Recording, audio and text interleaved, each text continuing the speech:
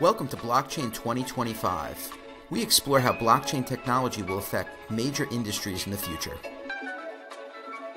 Each episode dissects one industry, how it currently works, why blockchain can disrupt it, and some blockchain projects trying to be the solution. Blockchain 2025 is part of the Bitcoin.com podcast network. Learn about Bitcoin, create a wallet, and buy your first Satoshis all at Bitcoin.com. Hey guys, welcome to episode 6 of Blockchain 2025. This is Matt Aaron. And I'm Nick Cottonero. Nick, a lot of listeners want to know, how was Token Fest? You went to San Francisco last week? Yeah, it was fantastic. It was actually the first cryptocurrency blockchain conference I've attended, and I really enjoyed myself, met a lot of people that I've only seen online or Twitter avatars, as the case may be. It was great. I'm glad I went, met a lot of cool people, and gained a lot of knowledge.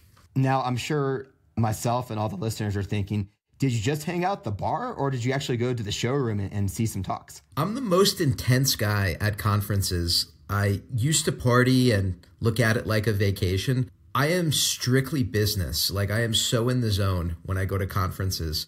And especially for crypto-related topics, I look at it as a rare and unique ability to be in the same room face-to-face with people that I'm trading against. So it was really cool to look people in the eye, see their insights, share my insights, and know that we're all looking at the same charts. We all potentially have access to the same data, and we're all acting accordingly. And we all have our biases of when we started, where we're at right now, and where we think these markets are going. It was super cool to share that information. That's interesting. So you really approach these conferences as a trader first. Absolutely. I'm a business guy. I'm here to make money. This isn't a hobby for me.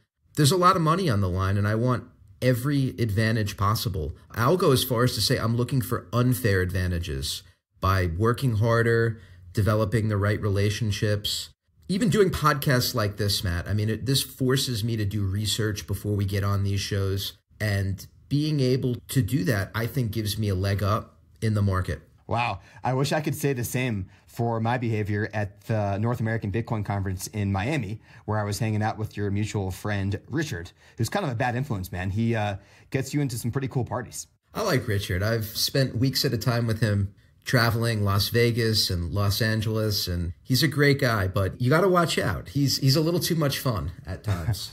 But yeah, shout out to Richard. In all seriousness, I think that the conferences are good to kind of let loose and talk about crypto with people. But I will say, Nick, is, going to some of these parties and happy hours, I was able to talk to some pretty high up people that gave me a lot of tips that I don't know they necessarily would have told me if they didn't have a few drinks in them. So when it comes to gaining information, that is something to consider.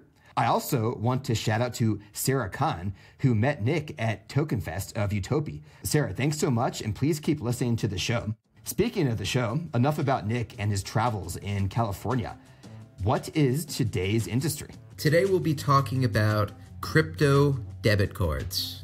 Crypto debit cards. Okay, I'd like to add some context here because this is Blockchain 2025 after all, and debit cards may not be an obvious choice for blockchain technology. We are going to talk about crypto debit cards in general, and as well as transactions and yes, payment processing. I realized that Bitcoin was created to be digital cash, so why do you need crypto debit cards? Well, the reason we are covering crypto debit cards is principally, there are a lot of crypto debit card startups in the space, and some of them are using blockchain and a token. And two, spending with crypto using debit cards is a segue into the crypto space, meaning it helps with awareness and adoption and ease of use. So Nick, let's talk about the current industry of debit cards that use Visa, Mastercard, etc. What are the downsides to the current industry? I don't see many downsides to the current industry. I think that businesses all around the world, let's just focus on the United States where I'm at, most businesses accept Visa, Mastercard. The same with American Express. It's almost rare to find instances where American Express, a credit card, is not accepted. So the ability to spend money using a debit card, it's easy.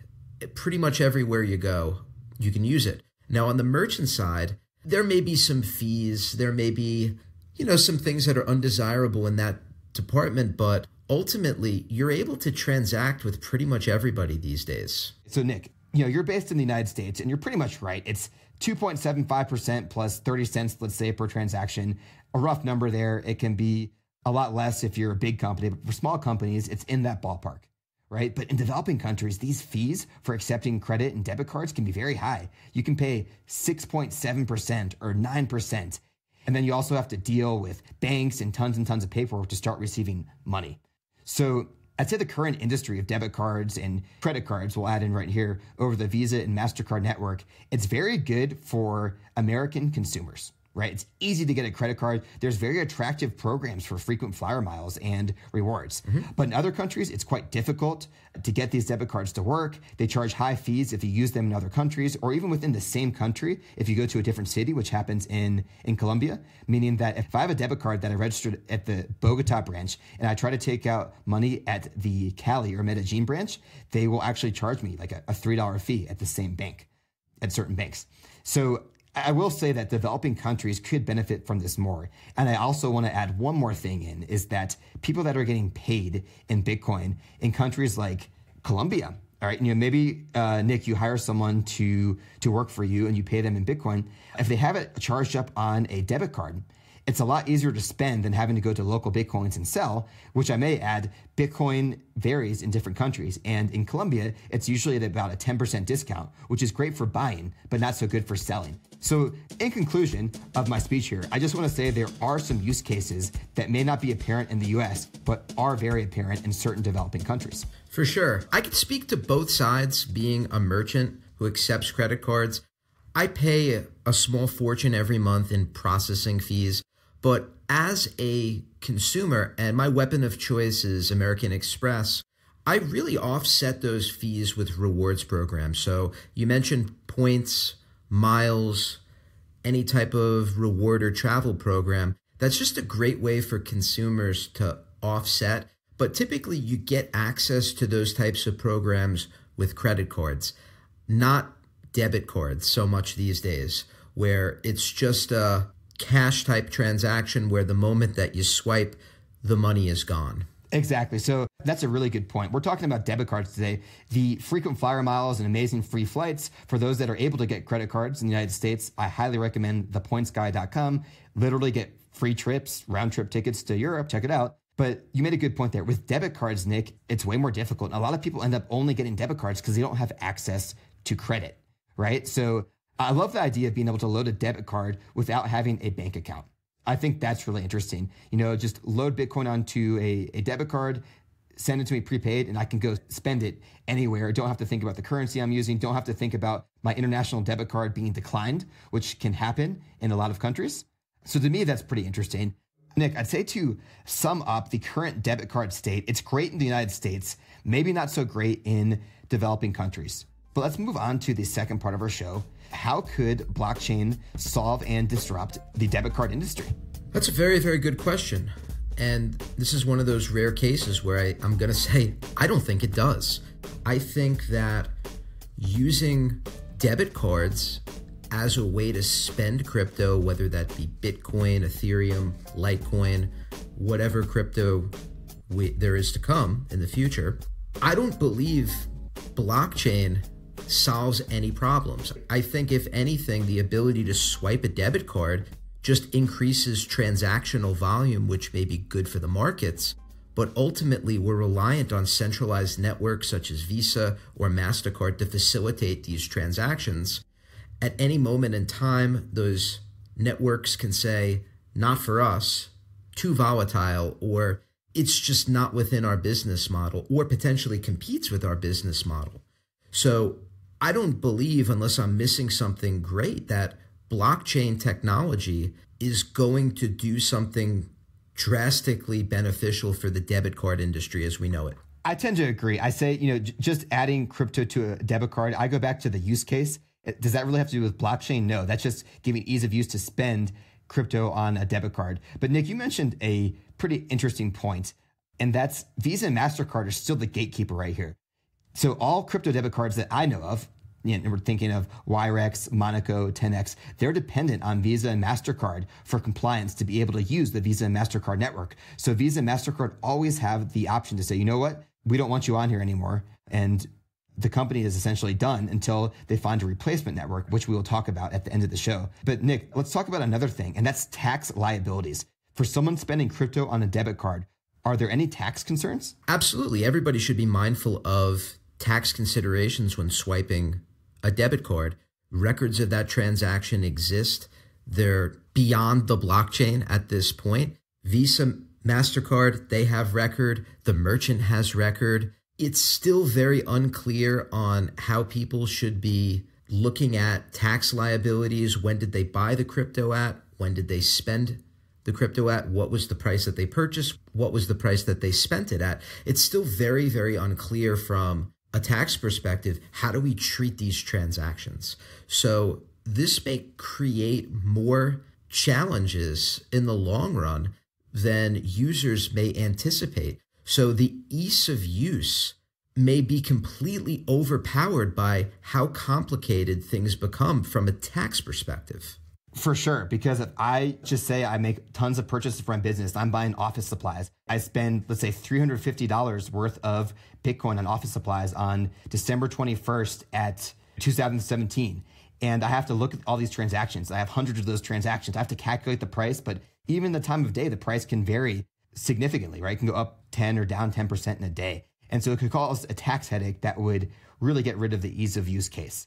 And so Nick, here's how some of the crypto debit cards work. You load up your debit card with these cryptos. So would you report the transaction at the time that you paid for it? Or would you report the transaction when you put, X amount of Bitcoin onto the debit card itself? So there's a lot of things you have to calculate there. And it could become a huge tax headache for people that really want to pay taxes, but honestly do not know how to properly classify them. Matt, to take that one step further, I think the ultimate mind-blowing experience would be using your crypto debit card to pay your taxes. That is completely uncharted territory right there, but likely feasible for state and federal. Yeah, for sure. Paying your crypto taxes with crypto. That's a interesting proposition. And then it's going to affect it will probably affect your tax liability for the following year. So you kind of kick the bucket down the road, kind of a matrix crypto nerdy dimension thought there. And and Nick, I think that there's not too much more to say here. Crypto debit cards can help with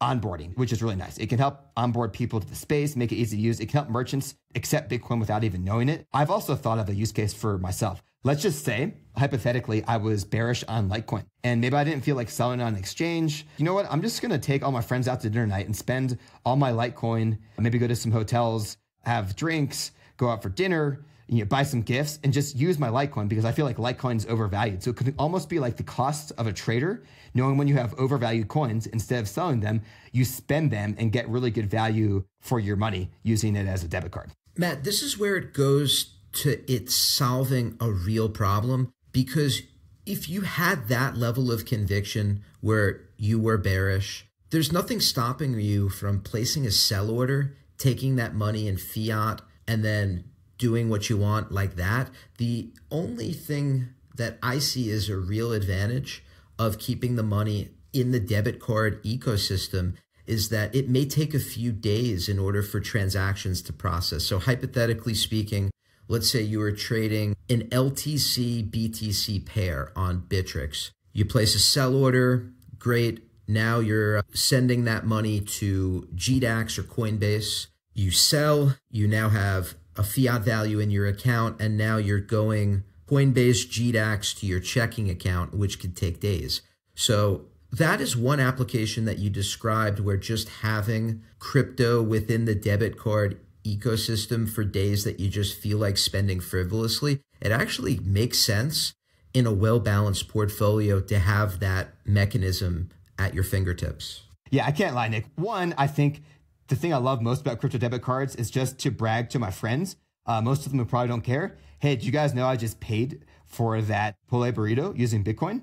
Like, that's probably number one for me. But number two, like you said, I think crypto debit cards were created because of the lack of infrastructure, because it takes so long to get payments taken out. And I see it more as a bridge, more than as something with blockchain technology that's going to be revolutionary. But related to this, because We talked about the TenX network, right? They have the pay token, PAY, and the pay token, so you can be a token holder, pays an incentive of 0.5% rewards based on transaction volume. So it's almost like a share in the company of TenX. This is where it gets a little cloudy and a little distorted.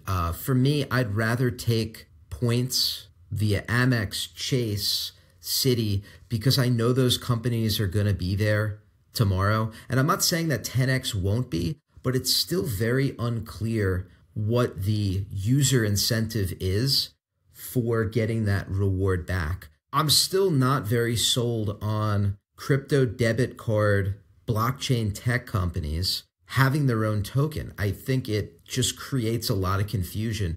It would almost be better if it was like a publicly traded company and it wasn't a token, it was a legitimate share, a security, because at least I know what I have. Maybe if I have enough of the tokens or shares, I might have some voting rights within the company. It's just very unclear what the purpose of the token is because of the debit card play. It's almost counterintuitive why you'd have this, and I say this in air quotes right now, a cryptocurrency attached to the blockchain tech company offering a crypto debit card that you can spend anywhere.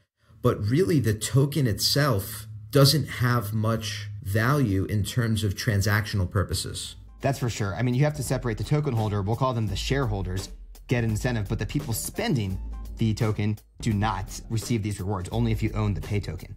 So Nick, this token holder incentive is not the user incentive. I see a little problem there. The shareholders are getting paid to hold PAY token, pay, which is the token of TenX, and that may help them. Maybe if the value of the pay token increases, that helps the company to pay their employees and grow the company. But for the users themselves, there's no real reward there. So with crypto debit cards being a bridge to crypto, I think there is value, especially with older demographics who are very accustomed to debit cards, how they work, touching it, feeling it, holding it.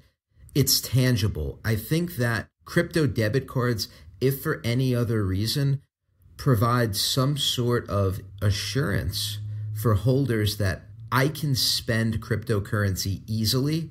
I can do it on my own free will, and it operates just like something I'm already familiar with. There's a huge value there, Nick. And obviously the merchant processors, they're not receiving Bitcoin or Litecoin, right? I probably should have mentioned this in the beginning, but you use a Visa debit card charged with crypto, you pay with Bitcoin, but TenX or some of the other startups, they convert it to dollars or whatever currency the other person's receiving. And the establishment, the restaurant, just sees it as US dollars or whatever they're receiving. So it's not any different on their end. So it's easier for adoption for sure. And coming back to the blockchain here, is there a big use case right now for crypto debit cards? I'll agree with you, Nick. I'll say no. But TenX, one of the founders of TenX and some other people are working on an open source project called the Comit Network, COMIT. The Comit Network is an instant payment network that is cross-blockchain, meaning it can work for all cryptos, as well as include fiat currency and include banks to be liquidity providers. So that to me is revolutionary because as we talked about the whole episode, Visa and Mastercard, they're the gatekeepers. They can shut down banks and crypto debit card startups.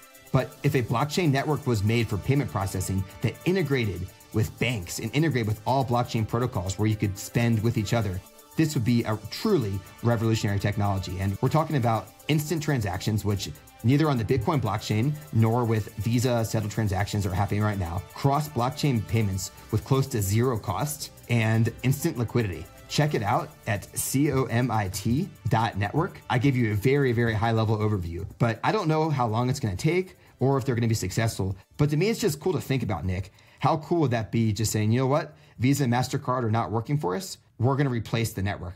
I think that would be fantastic. I think that would be a step in the right direction. I think it would create more competition in the marketplace, which is good. The question is, and this is the big question, how big of a problem, how big of a pain point does this solve? And right now, I'm unclear because I'm not really experiencing that much pain as a merchant. I'm not really experiencing that much pain as a consumer, but I have extreme bias as a guy in the United States. There's a big world out there, and it may be extremely difficult for merchants to accept payment. and it may be really difficult for people to simply spend currency. Agreed. Wherever they are in the world. For sure. And so talking about Comit, not just crypto debit cards, right? Because this could be done without debit cards and using, NFC or other types of, using your cell phone. But the whole idea behind Bitcoin and censorship resistance, not accepting international credit cards, the developing world has many more problems when it comes to debit cards and credit cards than the United States. And if something like the Comit network could be developed, I think that would be amazing. Again, crypto debit cards with respect to the blockchain, I just see it as a bridge because the onboarding places like Coinbase or local Bitcoins are very raw and they're still growing and they take time and there's a lot of inefficiencies there.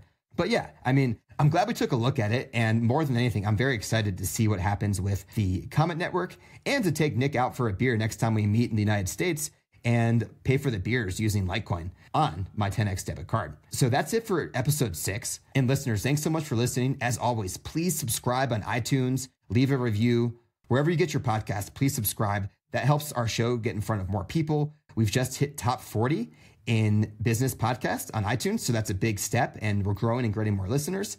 And to finish off here, Nick, what industry are we covering next week? Next week, we'll be discussing decentralized advertising networks. And which is very timely considering Google and Facebook have banned cryptocurrency advertising. It's kind of a pain because we can't even promote this show on Google or Facebook right now. It is. It's a paradox right there. So we're going to have to be very creative in how we get the show out there. But yeah, very good point. And we'll talk next week.